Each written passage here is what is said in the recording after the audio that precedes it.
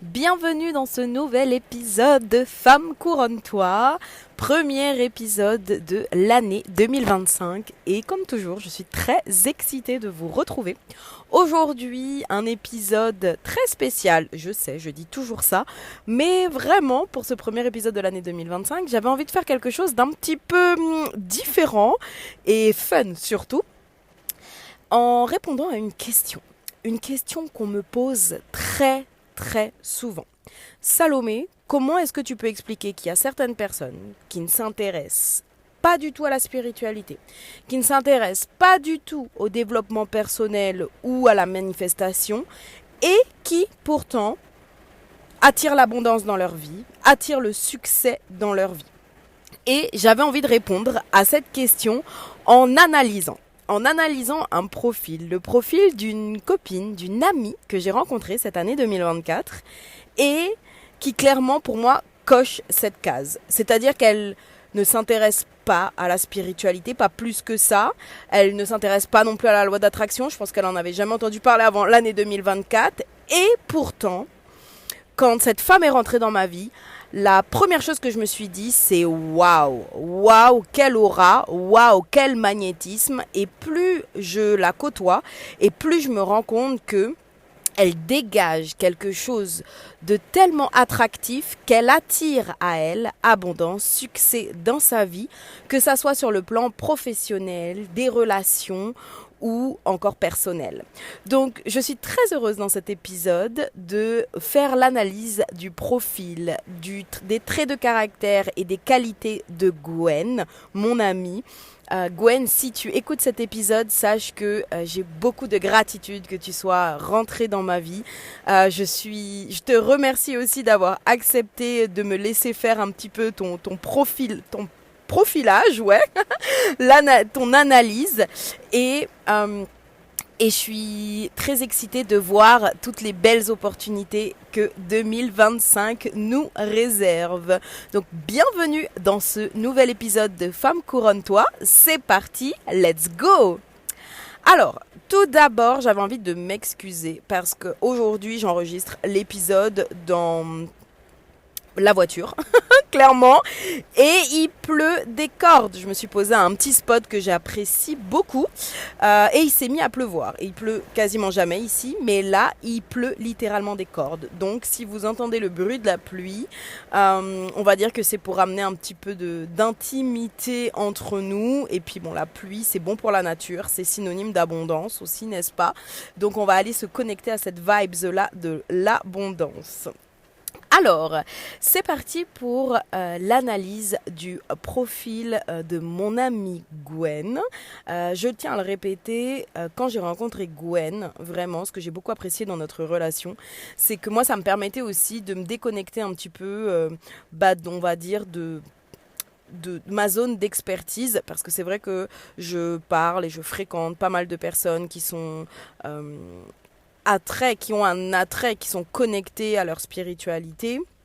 Et j'aime bien élargir mes cercles et j'aime bien avoir des profils, on va dire, différents et variés qui m'entourent, même si je sélectionne mes amis vraiment avec beaucoup de soins et d'attention. Et quand Gwen est rentrée dans ma vie, je me suis tout de suite rendu compte que c'était une personne qui n'était pas forcément au fait de toutes ces pratiques spirituelles, de cette philosophie de vie spirituelle, de toute cette expertise que moi je peux avoir autour de la loi d'attraction, de l'énergétique en général. Mais c'est vrai que ce qui m'a stupéfaite, c'est de me rendre compte que sans avoir connaissance de tout ce savoir, elle était vraiment pour moi une experte en manifestation, vraiment sans le savoir. Donc je suis très contente de pouvoir analyser son profil. Je vais maintenant te partager 12 qualités, 12 traits de caractère que j'ai pu identifier chez Gwen et qui, selon moi, vraiment sont les clés qui activent son pouvoir d'attraction. Et donc, je vais t'inviter à écouter ces clés, à voir celles que tu as, peut-être que tu incarnes déjà, que tu expérimentes déjà dans ta vie et que tu aurais envie de développer et peut-être aussi identifier de nouvelles qualités que tu n'expérimentes pas encore, que tu n'incarnes pas encore, et pourquoi pas en choisir une ou deux nouvelles à incarner et à expérimenter pour ton année 2025 et voir ce que ça vient modifier chez toi dans dans ta capacité à manifester à tes désirs et les rêves de ta vie. Alors, comme d'habitude, je n'ai pas pris de notes, voilà, je le mentionne là. Donc, je vais vraiment donner ces traits de caractère, ces qualités dans le désordre et je vais tâcher de ne pas en oublier surtout. La première qualité, le premier trait de caractère que j'ai identifié chez Gwen, et j'ai envie qu'on commence fort, c'est que c'est une nana qui prend sa place. Elle ne s'excuse pas de prendre sa place. Elle est ce que les Américains appellent le main character of her life. C'est-à-dire que c'est vraiment le personnage principal de sa vie. Quand tu la rencontres, que ça soit chez elle ou vraiment à l'extérieur, c'est une femme qui rayonne, mais c'est une femme qui prend sa place. Elle ne s'excuse pas de prendre sa place. Et c'est quelque chose que je vois régulièrement dans le monde de la spiritualité, où lorsqu'on est connecté à ce monde de la spiritualité, on peut souvent prôner un peu des valeurs de je veux pas trop en faire, ou en tout cas je veux pas prendre la place des autres. Le mot qui me vient là, c'est vraiment cet aspect des fois de neutralité, mais aussi de sobriété, voilà, je fais pas trop de vagues, je reste sobre, je reste ouais, je suis vraiment dans cette idée de sobriété, quoi. Gwen, je dirais pas que c'est une femme extravagante, pas du tout. Mais elle a vraiment cette qualité, cette capacité à, lorsqu'elle vient quelque part, à parler d'elle. À parler d'elle, à prendre sa place, à être... que ça soit par sa gestuelle, que ça soit du fait de parler d'elle, que ça soit du fait d'être dans l'interaction avec les autres, de se joindre à un groupe et à partager voilà, ce qu'elle pense, dans sa posture aussi. Elle ne se fait pas petite, quoi. Elle est vraiment elle cherche pas à écraser les autres, et c'est là où est la subtilité. C'est vraiment juste, elle prend sa place, elle est comme elle est, elle sait qui elle est, et c'est vraiment le personnage principal de sa vie. Et comme je le disais, en spiritualité, souvent quand je vois des personnes spirituelles, elles vont avoir, pour certaines, cette tendance à se faire petite, à être dans cette espèce de sobriété. Mais pas la sobriété, genre je cultive le naturel. Le naturel, c'est quelque chose d'important, mais vraiment ce côté... voilà, je vais pas m'expanser, je vais pas être trop... faire en sorte qu'on me voit trop. Je veux pas être trop. Voilà, il y a vraiment ce côté je veux pas être trop. Et Gwen, elle se pose même pas la question si elle est trop ou si elle est pas trop. Et c'est là où c'est intéressant de voir une personne qui justement ne cultive pas forcément ses principes spirituels, ou qui s'y intéresse pas, parce que c'est même pas une question qu'elle se pose. Est-ce que j'en fais trop? Est-ce que je prends trop de place? Pas du tout. Elle prend juste sa place, et elle est. Et ça lui apporte franchement une puissance, un pouvoir et une aura magnifique. Le deuxième trait de caractère, la deuxième qualité qui va avec la première, c'est que du coup, elle s'en fout des haters. Mais vraiment, elle s'en fout des haters. Souvent, quand vous êtes une personne qui assumez qui vous êtes, qui prenez votre place, eh ben, vous pouvez déplaire à certaines personnes. Alors encore plus quand vous êtes une femme rayonnante, il y a certaines personnes qui peuvent sortir la phrase que vous avez sûrement déjà toute entendue, genre « mais pour qui elle se prend celle-là ?» Voilà, je sais que Gwen, elle a reçu cette phrase derrière son dos ou en pleine tête plusieurs fois, mais elle a vraiment cette capacité à s'en foutre des haters. Vraiment, ça ne la touche pas. Ou alors oui, ça peut la toucher bien sûr parce que ça reste une humaine, mais elle va vite passer à autre chose, quoi. Et ça, je trouve que c'est une superbe qualité, vraiment, parce que encore une fois, dans le milieu spirituel, très souvent, on peut avoir cette tendance à écouter les avis de tout le monde. Oh là là, mais pourquoi celui-là il m'aime pas? Et à vouloir être aimé de tout le monde. Alors je pense que ça va au-delà juste de la sphère spirituelle, mais vraiment dans la sphère spirituelle, j'ai pu identifier ça, qu'on n'aime pas ne pas être aimé, quoi. Vraiment. Et surtout quand on se dit spirituel, qu'on prône l'amour, etc. Donc quand on n'est pas aimé de quelqu'un, on se dit mais pourquoi je suis pas aimé de cette personne alors que moi je prône l'amour et tout. Bah oui, mais c'est pas parce que tu prônes l'amour que tu vas être aimé de tout le monde. Bien au contraire, et en plus être aimé de tout le monde, ça veut dire que t'es pas authentique. Parce qu'une personne qui est aimée de tout le monde, c'est que justement elle essaye de plaire à tout le monde. Et quand tu essayes de plaire à tout le monde, tu te déconnectes de ton authenticité. Alors l'authenticité, c'est vraiment l'énergie, c'est vraiment la posture, l'état de conscience le plus puissant. L'authenticité, c'est ta vérité. Donc, le fait de travailler sur le point de t'en foutre de tes haters, vraiment, ça va considérablement augmenter ton pouvoir d'attraction. Le troisième trait de caractère ou la troisième qualité que j'ai pu identifier chez Gwen, c'est vraiment qu'elle prend soin d'elle.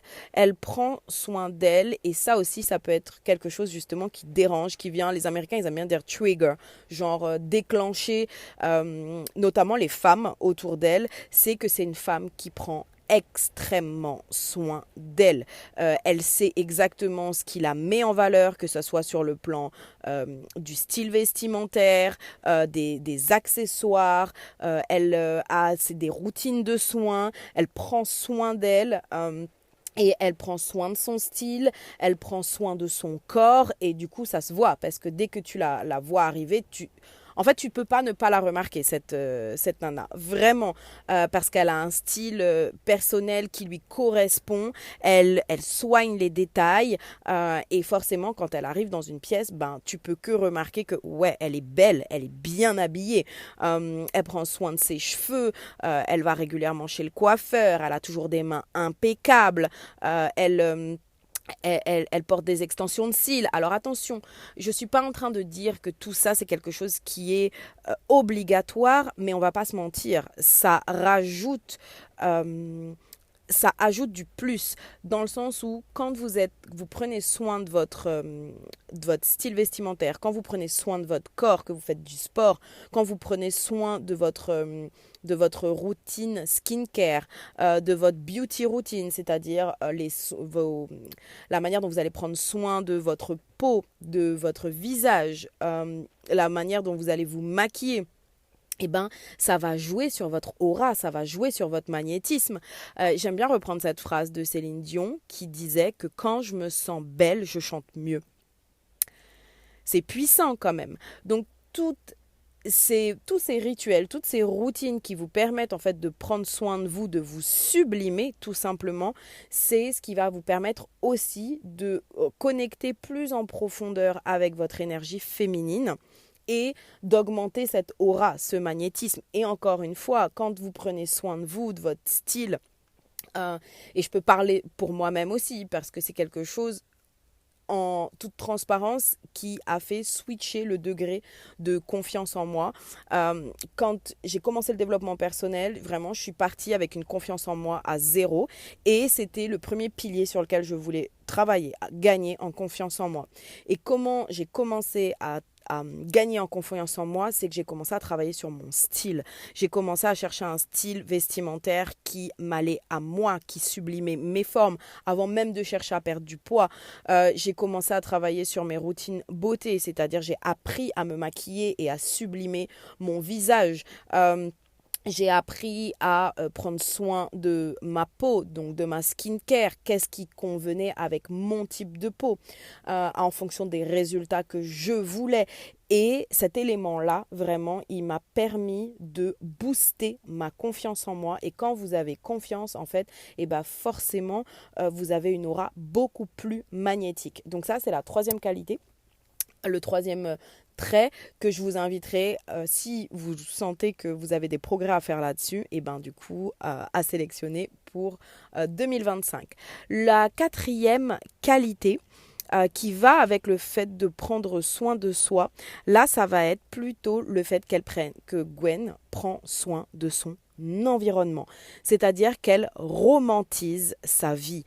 Vous allez chez elle, j'aime bien dire ça, parce que je trouve que c'est une image vraiment parfaite.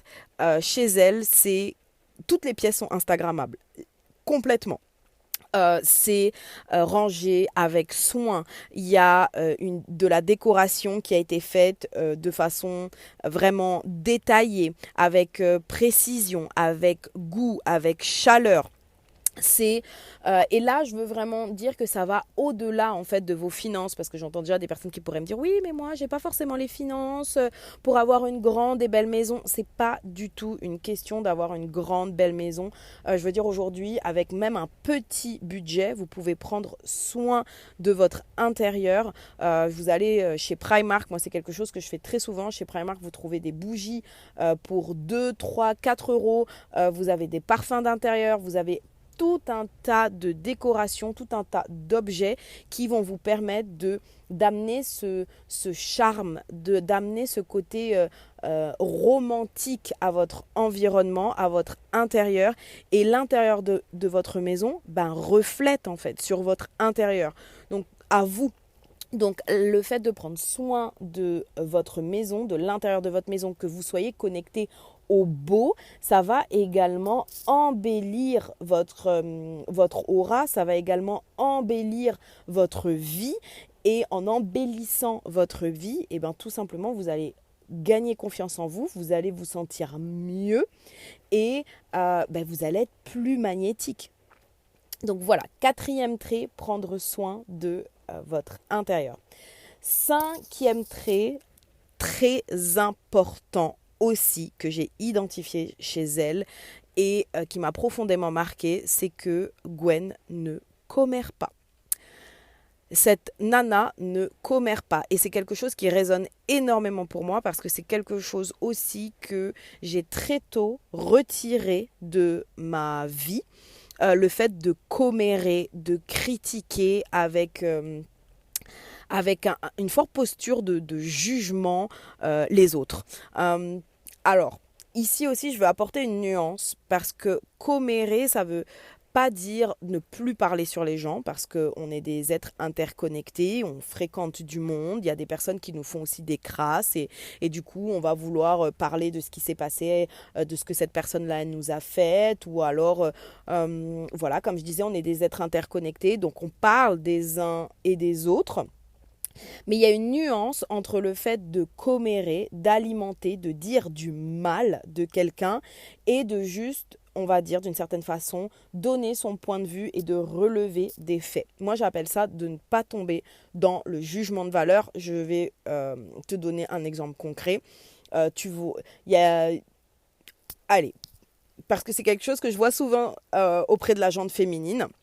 T'as une nana qui arrive dans une soirée et tu trouves que elle est habillée de façon très sexy, voire vulgaire. Et il va y avoir la personne qui va regarder l'autre arriver et qui va commencer à dire non mais t'as vu celle-là, pour qui elle se prend franchement, non mais c'est complètement abusé là, sa tenue, on dirait une prostituée, non mais faut arrêter, hein, ces personnes qui viennent là provoquer, qu'est-ce qu'elle veut, elle veut voler le mec des autres et tout.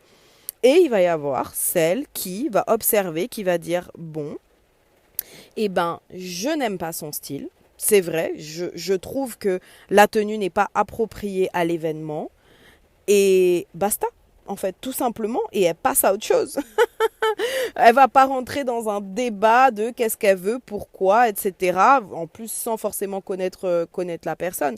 Ce que j'ai remarqué aussi des personnes qui commèrent avec cette espèce de... Et des femmes, je vais vraiment parler des femmes ici, parce que c'est beaucoup les femmes qui commèrent, hein, on va être réaliste de mon point de vue. C'est... quand je suis face à une personne vraiment qui a cette tendance à vraiment commérer, à parler mal des autres femmes et d'une certaine façon à s'acharner, à alimenter, on voit qu'il y a vraiment des personnes qui aiment ça, quoi, qui ont pas le time pour autre chose, quoi. Elles ont une cible en tête et puis elles ont envie de parler de ça et encore et encore et encore. Ce dont je me suis rendu compte, et c'est pour ça aussi que j'ai voulu très vite arrêter le commérage, c'est que, en fait, elles ont pas de projet dans leur life.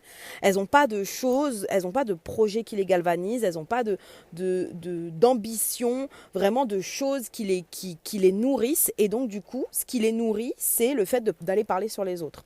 Et ça, c'est quelque chose auquel moi, j'ai vraiment envie de m'éloigner parce que je suis une personne qui est nourrie par ses projets et je suis aussi nourrie par les projets des autres. Donc le fait de fréquenter des personnes qui commèrent, en fait, bah, ça nourrit pas mes propres projets et je peux pas être inspirée par les éventuels projets que ces personnes pourraient avoir. Donc oui, ça peut paraître très égoïste, mais on dit aussi qu'on est la somme des 5 personnes qu'on fréquente le plus. Donc je fais très attention aux personnes qui ont cette tendance au commérage et je préfère les retirer ou en tout cas m'en éloigner et me concentrer vraiment sur mes projets à moi, mon ambition, ce qui me galvanise, ce qui me porte, ce qui me permet de m'élever, ce qui me nourrit, ce qui me met en joie, ce qui m'excite. Et la vie des autres, très honnêtement, en tout cas, parler du mal des autres, ça ne m'excite pas. Et je trouve que ça baisse énormément notre énergie quand on fait ça. Donc ça enlève de notre pouvoir d'attraction. Donc voilà, 5e trait, ne pas commérer. Un 6e trait que j'ai pu aussi observer chez elle, c'est qu'elle connaît parfaitement ses qualités et sa zone de génie. Elle capitalise sur ses talents, elle capitalise sur ce sur quoi elle est bonne et elle s'en sert et elle ose le mettre en avant. Et ça, c'est vraiment une clé de pouvoir personnel, c'est vraiment la connaissance de soi. Savoir dans quoi on est bon et aussi, encore une fois, ne pas le minimiser. Voilà, souvent les personnes spirituelles, ce que j'ai pu remarquer, en tout cas qui sont dans ce truc, dans cette sphère de la spiritualité, c'est oh mais c'est facile pour moi, mais alors je le minimise, c'est rien. C'est inné. Enfin, voilà, il y a vraiment ce côté de minimiser. Alors, ce qui m'interpelle ici dans cette posture, c'est qu'on se met souvent que ça nous rapproche à cette posture je me mets un peu en mode victime. C'est rien ce que je fais, c'est facile parce qu'on a envie d'entendre mais non, attends, c'est incroyable ce que tu fais, on a envie de se sentir valorisé et pour se sentir valorisé, on va utiliser cette technique de se victimiser, de minimiser nos dons, nos talents et nos atouts. Mais en fait, ça nous aide pas du tout. Quand on veut activer ce pouvoir d'attraction, quand on veut activer notre charisme, notre magnétisme, le fait de minimiser nos dons et nos talents, bien au contraire, ça diminue notre aura. Alors l'idée, c'est pas de se positionner avec vantardise et complaisance, ouais, je suis la meilleure, mais avec cette forme de discernement, de justesse, de conscience et de savoir ce sur quoi on est bon, bonne, dans quel domaine on est bonne, et valoriser nos zones de génie, bien sûr. Et ça, Gwen, elle le fait très bien. Et c'est une qualité du coup que j'ai relevée. Alors, 7e qualité que j'ai relevée, c'est également que Gwen ne tergiverse pas. Quand elle a pris une décision, elle passe à l'action et elle passe à l'action massivement.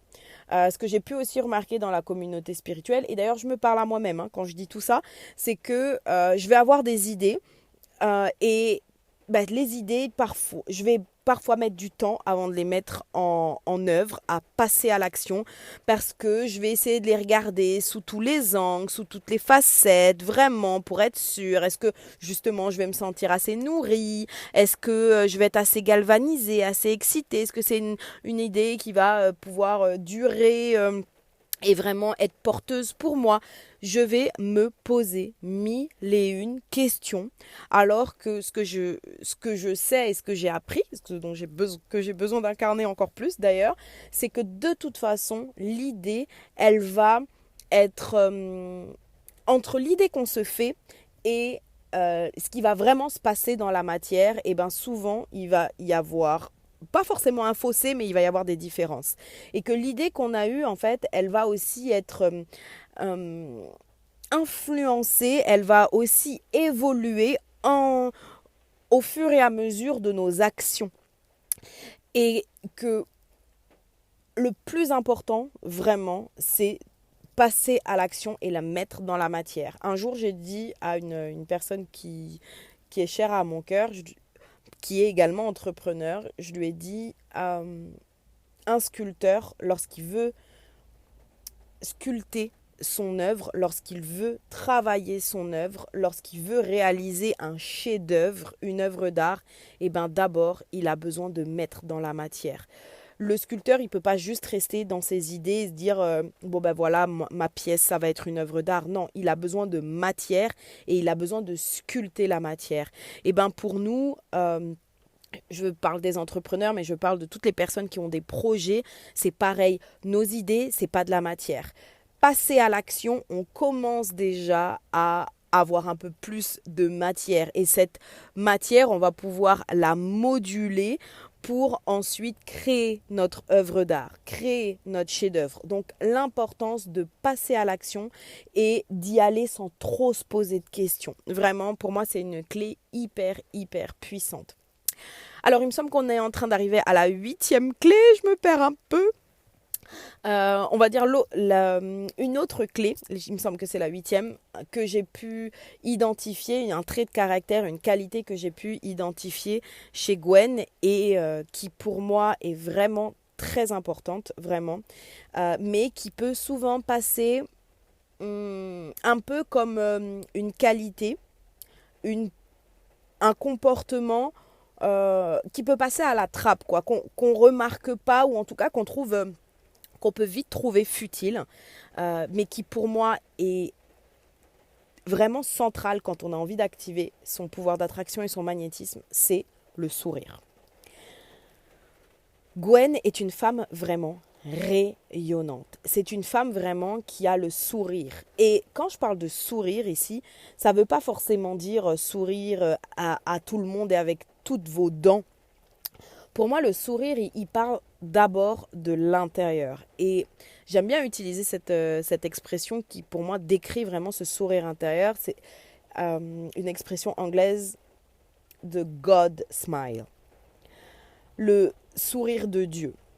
Le sourire de Dieu, c'est vraiment ce sourire que tu vas placer d'abord dans ton cœur avant de placer dans ton visage.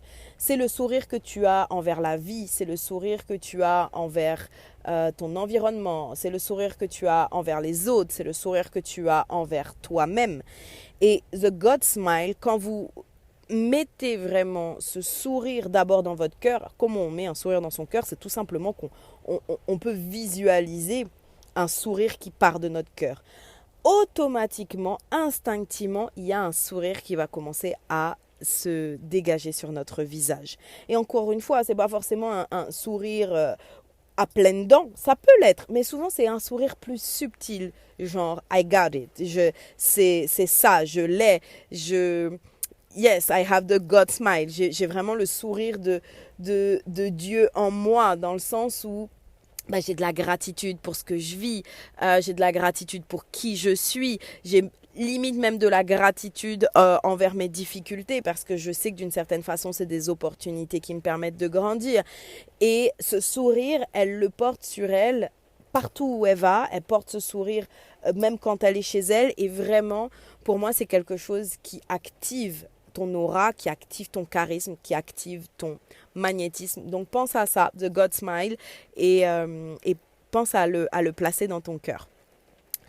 9e trait de caractère, 9e qualité que j'ai pu identifier chez Gwen, c'est sa positivité. Ça va avec le sourire, mais la positivité pour moi, il y a vraiment ce côté, je parlais de voir les difficultés de la vie comme des opportunités. C'est pas juste de le dire, c'est vraiment de l'incarner. Et quand je parle avec elle, je sais qu'il y a eu des galères qu'elle a pu vivre, comme on en vit toutes. Et elle va toujours avoir ce petit mot pour dire, je sais que la dernière fois, ils se sont fait rentrer 2 fois à l'arrière dans la voiture. Et elle m'a dit plusieurs fois, c'est du matériel. Oui, ça fait chier. Oui, c'est nul, c'est compliqué, mais c'est du matériel.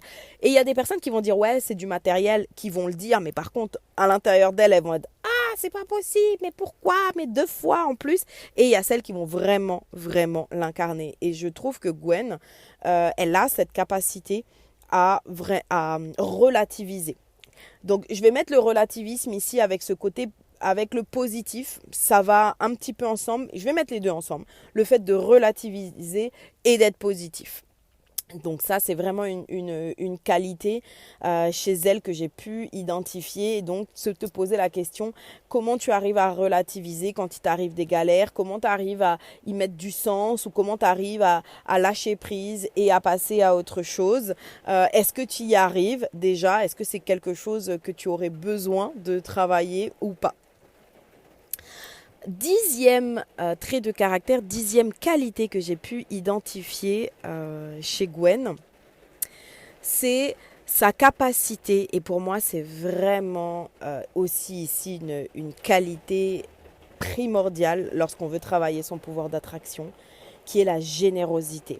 Cette femme, elle est d'une générosité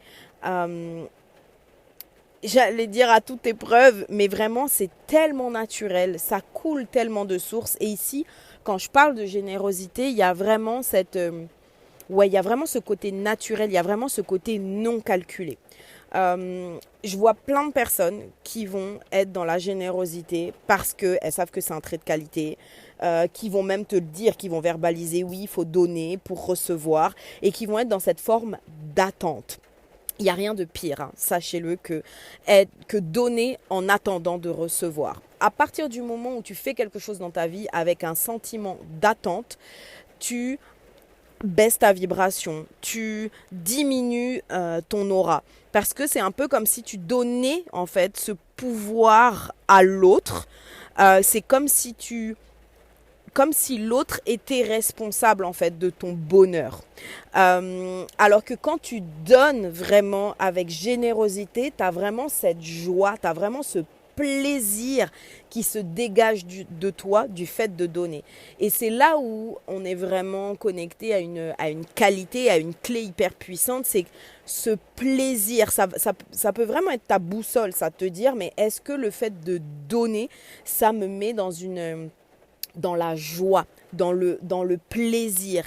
Et Gwen, elle est vraiment comme ça. Elle aime aider, elle aime être au service, elle aime accueillir chez elle, elle aime être généreuse, ça la nourrit vraiment. Et donc ici, tu peux vraiment te mettre un point de vigilance parce que ça ne veut pas dire qu'il faut que tu donnes à tout prix, tout le temps, à tout le monde, mais vraiment te dire, mais en fait, quand je donne, je le fais avec le cœur, je le fais parce que ça me fait plaisir de donner. Et quand, t'as juste pas envie de donner, le fais pas. Ça va être aussi une façon d'exprimer ton authenticité et ça va vraiment aussi être une façon de préserver ton écologie intérieure. C'est une façon de cultiver l'amour de toi-même. Parce que quand tu donnes, parce que tu te sens forcé, que ça soit de l'aide ou même quelque chose sur le plan matériel, tu n'honores pas ton intégrité personnelle, tu n'honores pas ton écologie intérieure et donc du coup, ça abaisse ton magnétisme, ça abaisse tes vibrations, ça abaisse ta qualité de vie, ta qualité d'amour pour toi-même. Donc voilà, mais vraiment de la conscience là-dessus, sur ta capacité à donner, la façon dont tu donnes, la façon dont tu es généreuse et aussi peut-être à le développer si tu sens que tu es une personne qui a vraiment du mal à donner. Pose-toi la question, comment est-ce que je peux donner un petit peu plus quand tu fais le tri par exemple chez toi, voilà, voir s'il y a des choses que tu as l'habitude par exemple de tout le temps et tout vendre sur Vinted ou voire même jeter, te dire ok, qu'est-ce que je peux donner, et je veux aussi préciser qu'il n'y a pas forcément besoin de donner des choses matérielles, ça peut aussi être donner un sourire, donner un compliment, offrir une petite pièce à un sans-abri ou un café à une personne ou donner de ton temps, donner de ton écoute à une amie. Voilà, ça aussi c'est des petites idées pour pouvoir augmenter ta générosité et le plaisir de donner. 11e trait de caractère et qualité que j'ai identifié chez Gwen et qui n'est pas des moindres, et qui reprend un petit peu ce que j'ai partagé tout à l'heure, elle prend soin de son écologie intérieur. Et ça aussi, dans la sphère spirituelle, c'est quelque chose que j'ai pu identifier. Et là, encore une fois, je me parle à moi-même, je vais même prendre des exemples personnels. C'est que Gwen, elle a cette capacité à poser ses limites et à ne pas tomber dans la culpabilité quand elle pose ses limites. Et, là, je vais parler de moi parce que je me rends bien compte que souvent je peux tomber dans ce truc de ce qu'on appelle the people pleasure, c'est-à-dire faire plaisir aux gens. Donc ça rejoint vraiment ce truc de donner. Et même quand c'est pas écologique pour moi, même quand c'est pas juste pour moi, je prends un exemple. On sort des fêtes, on a accueilli du monde à la maison et on a vraiment enchaîné en fait les périodes où on a eu du monde. On a enchaîné plusieurs semaines avec différentes personnes qui venaient à chaque fois. Et il s'est passé que ma mère est venue nous voir et qu'elle est venue nous voir sur une période juste avant Noël et le Nouvel An. Elle est venue 2 semaines, mais qui incluait quand même des dates importantes, comme l'anniversaire de notre fille. Et il était convenu qu'elle venait à cette période-là, et puis qu'ensuite, moi, je devais enchaîner avec ma belle-mère et la recevoir pendant 2 semaines, et que ma belle-mère faisait Noël et le Nouvel An, étant donné que ma mère avait fait ça, le Noël et le Nouvel An, l'année dernière. Et en fait, et ma mère était totalement d'accord avec ça. Et en fait, ce qui s'est passé, c'est que quand ma mère est partie, elle m'a contactée plusieurs fois en me disant qu'elle était triste, qu'elle trouvait ça. Elle m'a pas dit injuste, mais voilà, qu'elle était triste, que. Et moi, très vite, en fait, je suis tombée dans la culpabilité. Je l'ai dit plusieurs fois à mon conjoint. Que oh là là quand même, est-ce que j'aurais pas dû faire plus d'efforts, etc. Et à chaque fois, je devais vraiment me repositionner, à chaque fois, je devais me recentrer et me dire Salomé, tu pouvais pas faire plus, t'aurais fait plus, t'aurais complètement déshonoré ton écologie intérieure. Déjà enchaîné 2 semaines, on avait eu des personnes avant, ça a été en termes de charge mentale assez lourd, mais malgré que ça a été lourd, il y avait quand même cette partie de moi qui me disait mais meuf, t'aurais pu faire plus, t'aurais dû faire plus, etc. Alors que je sais pertinemment que quand j'honore pas mon espace, quand j'honore pas mon écologie intérieure, ben, la charge mentale elle devient tellement conséquente qu'après j'ai du mal à me concentrer sur mes projets, mon bien-être, ma famille, et que je suis tendue, que je suis stressée. Et je me rends compte vraiment que j'ai posé cette intention pour 2025 de faire de mon écologie intérieure une priorité et de l'approfondir encore plus. Donc ici, vraiment, avec cette clé, c'est aussi te poser la question, toi, avec qui tu n'honores pas ton écologie intérieure, ou dans quel espace tu peux ressentir cette culpabilité parfois et te dire mais oh là j'aurais dû en faire plus, je devrais en faire plus, je dois en faire plus, et te poser la question ok mais si tu en fais plus, est-ce que tu honores vraiment ton écologie intérieure ou pas, et de toujours choisir d'honorer ton écologie intérieure d'abord parce que c'est une preuve d'amour pour toi-même, et tu verras que lorsque tu fais ça, tu es beaucoup plus aligné à ta vérité, à l'amour pour toi-même, et donc du coup tu vas décupler littéralement ton pouvoir d'attraction. On va arriver à la 12e et l'ultime clé. J'ai vraiment voulu réserver cette clé pour la fin parce que c'est une des choses, une des qualités que j'ai remarquées directement chez Gwenaëlle, chez Gwen, et où je me suis dit waouh, qu'est-ce qu'elle m'inspire vis-à-vis de ça, vraiment.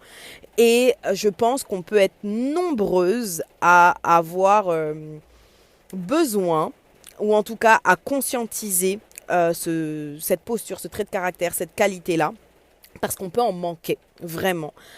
Et je peux comprendre.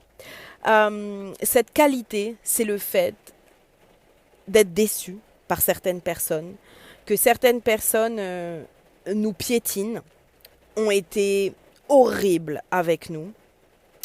Je pense à Gwen qui a subi certaines vraiment de grosses difficultés avec des amis qui l'ont trahi, avec des femmes qui ont très mal parlé d'elle, qui ont sali son nom, et comme je disais, des amis à elle qui l'ont vraiment trahi, qui ont fait des choses moi, quand elle m'a raconté ça, je rentrerai pas dans les détails ici, mais je me suis dit, mais what, comment on peut faire ça, quoi? C'est vraiment horrible. Et je sais que on a toutes vécu ça. Je sais qu'on a toutes vécu, je pense, des trahisons, qu'on a toutes été déçues fortement par des personnes à qui on avait confiance. Mais ce qui se passe dans le cas de Gwen, c'est que ce que j'ai pu remarquer, c'est que malgré ces trahisons, malgré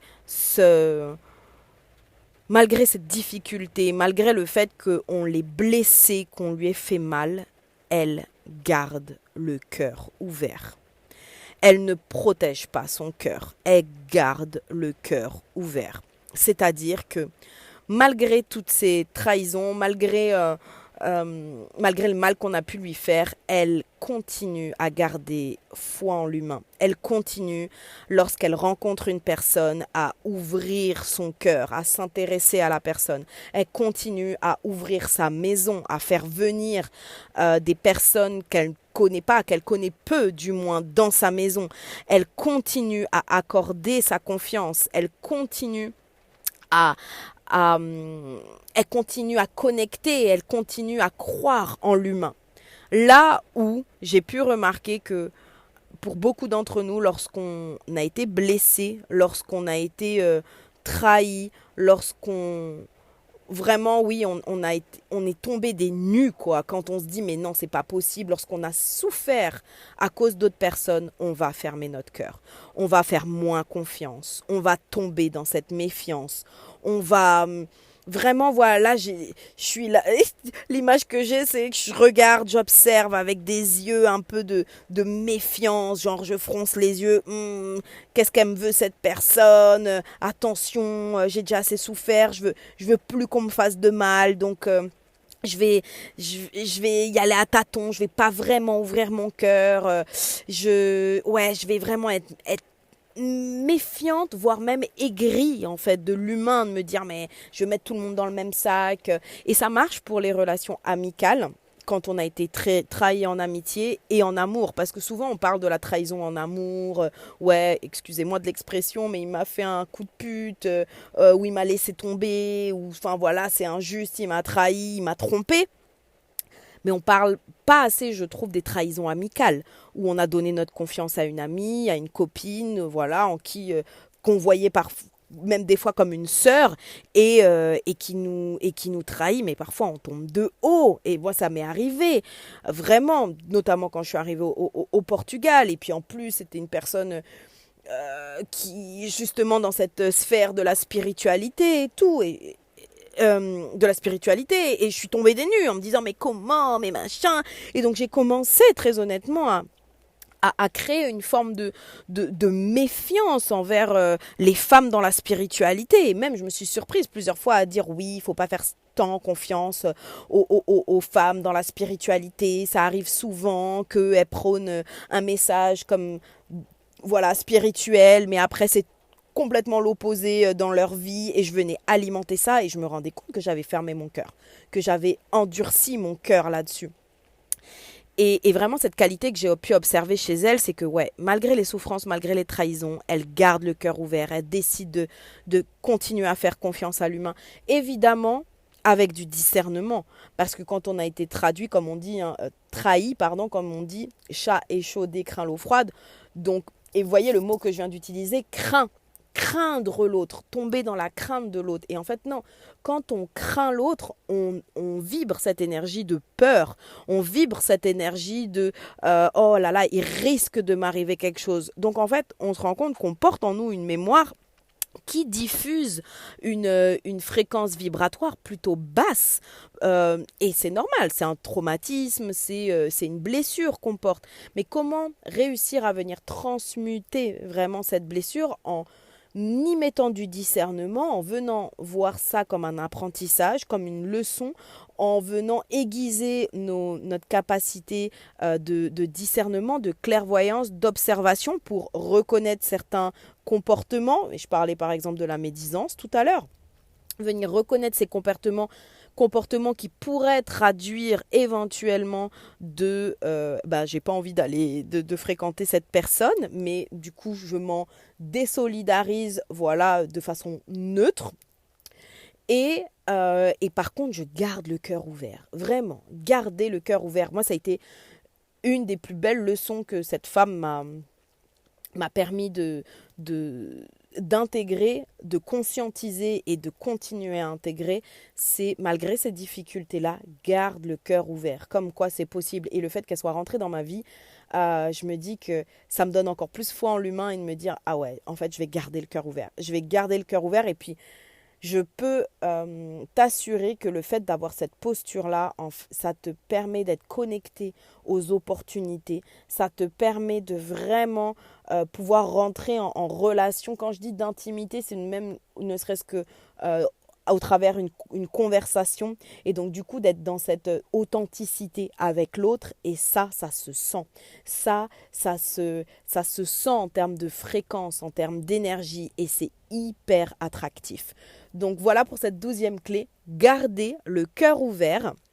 Donc n'hésitez pas à me dire en commentaire si voilà quel trait de caractère, quelle qualité tu incarnes déjà dans ta vie et que tu n'avais peut-être pas identifié d'ailleurs et les autres qualités peut-être que tu as sélectionnées et que tu aimerais développer pour ton année 2025. Moi j'ai été ravie de faire cet épisode encore une fois comme quoi on n'a pas besoin d'être un expert en manifestation, une experte en lois cosmiques et spirituelles. Il y a certaines qualités que tout un chacun peut développer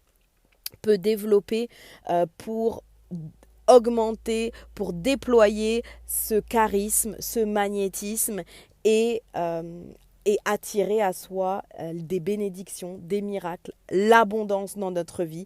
Parce que moi, encore une fois, cette nana, je vous souhaite toutes déjà d'avoir une Gwen dans votre entourage, vraiment. Et cette nana, pour moi, c'est la preuve que en fait, on peut manifester avec beaucoup, beaucoup de naturel. Donc, j'espère que cet épisode un peu spécial t'aura plu. N'hésite pas à déposer 5 étoiles si c'est le cas. Et moi, je te dis à très, très vite pour un nouvel épisode de Femme, couronne-toi!